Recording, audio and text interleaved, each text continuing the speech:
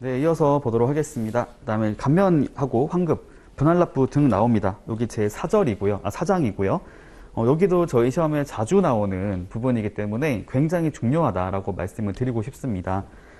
특히나 이제 나중에 나오겠지만 감면하고 환급하고 분할납부 나왔을 때 일단 환급 빼고 감면하고 분할납부 있잖아요. 이거랑 아까 보셨던 용도세로 같이 묶어가지고 사후관리라고 하는 게 나오는 게 있는데 그게 굉장히 중요해요. 사후관리.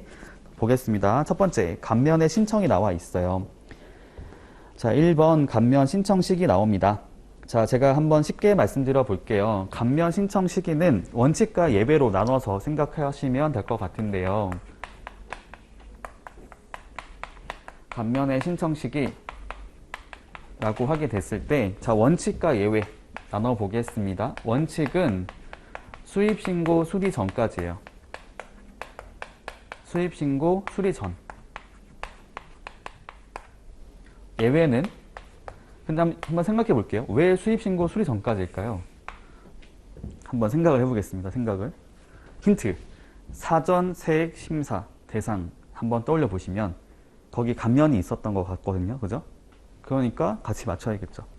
수입신고 수리 전까지 세관장에게 감면 신청을 하게 되어 있고, 뭐 당연한 거겠지만 수입신고 수리 전, 그러니까 수입신고 할 때 감면 적용 받는 게 낫지 않을까요? 내가 돈을 적게 낼 거기 때문에. 보겠습니다. 예외가 뭐냐면은 두 가지가 나와요. 두 가지. 첫 번째가 뭐냐면은 추징. 네, 추징이 되는 경우가 있습니다. 추징. 두 번째로는 이제 아까 봤던 예외적인 경우로서 이제 수입신고 수리일부터 15일까지가 나오는 게 있던 거죠. 이거 많이 본 것 같지 않아요? 수입신고 수리부터 15일까지였던 거. 여기 조건 보는 거 있잖아요. 다만 보세구역에서 반출되면 안 된다라는. 왜 그러냐면은 세관의 통제를 벗어나거든요. 그러니까 일단 이거 생각하면 될 것 같아요. 저희가 관세법상 그 수입의 정의 생각해 보시면은, 그러니까 내국물품 정의 생각해 보시면은 수입신고 수리된 물품은 내국물품이 되거든요. 내국물품은 세관에서 통제를 하지 않아요. 그쵸? 왜냐면 관세 냈으니까. 냈기 때문에 통제 안 하거든요. 그래서 세관 입장이 이거죠. 수입신고 수리가 돼버리면 내국물품이 되는 것이기 때문에 세관의 통제를 원래 벗어나 있는 겁니다. 세관에서는 외국물품만 관리하거든요. 하지만 그렇다고 하더라도 얘가 보세구역에서 반출되지 않았기 때문에 세관 입장에서는 이 물품이 사용됐는지 여부는 확인할 수가 있는 거죠. 이 물품이 내국물품이긴 하지만 사용이 안 됐다는 것을 알 수가 있기 때문에 이거에 대해서는 예외적으로 감면 적용을 해준다고 이해하시면 될 것 같아요. 자, 여기 보시면 추징이 있는데 추징 같은 경우 어떤 일이 발생하게 되는 거냐면은 이렇게 보면 될 것 같아요.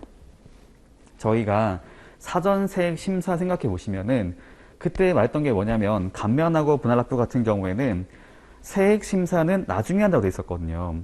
수입 신고 시점에서는 적정 여부만 확인하고 그거에 대한 세액 심사는 수입 신고 수리 이후에 한다고 나온 게 있었어요. 한번 제가 가정에서 말씀드려 보겠습니다.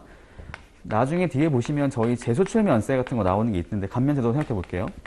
재수출 면세 받는다 생각했을 때 얘는 그거잖아요. 우리나라에 들어왔지만 일시적으로 들어왔다가 얘가 국내에서 사용되지 아니하고 다시 일정 기간 안에 나가게 됐을 때는 이때 그 수입할 때 납부할 그 관세를 아예 면해주는 거거든요. 면제해주고 이제 끝내는 것을 말을 하는데 볼게요. 처음에 들어왔을 때 과세 가격하고 저희가 이제 관세율을 곱해서 관세를 산출하잖아요. 그런데 처음 말하는 게 뭐냐면은 그 사전세액 심사를 할 때도 감면 같은 경우는 이 과세 가격 적정한지 여부랑 관세율 이 적정한지 여부는 심사하지 않게 돼 있단 말이에요. 그래서 다만 이 감면 대상이 되는지 안 되는지 이런 걸 보는 거거든요. 그렇기 때문에 예를 들면은 이 과세 가격이 원래 100원짜리 물건인데 불구하고 제가 신고 잘못해가지고 50원에 신고했다고 가정해 볼게요. 근데 어차피 감면 받기 때문에 100% 감면이기 때문에 납부할 세금은 없는 거죠. 하지만 나중에 알게 된 거죠. 세관에서. 그래서 원래 50원이 아니라 100원이 맞기 때문에 이 50원은 100원으로 바꾸러 갈 수 있단 말이에요. 근데 문제가 뭐냐면은 저희가 감면 적용된 것에 대해서는 감면 적용된 상태에서 얘를 정정하는 게 아니에요. 감면 적용 받은 것을 취소해요. 취소를 하고 다시 감면 받으라 하는 거예요. 그렇기 때문에 이거죠. 추징이 됐을 때는 그 기간 제한이 있긴 해요. 되게 짧거든요. 5일 안으로 하게 되어 있는데 이런 게 발생할 수 있거든요. 왜냐하면 세액 심사 나중에 하기 때문에 처음에 이 감면 대상 자체는 맞아요. 적정한 거 맞는데 나중에 봤더니 이 과세 가격이나 관세율의 문제가 발생하는 일이 발생할 수 있거든요. 생길 수 있거든요.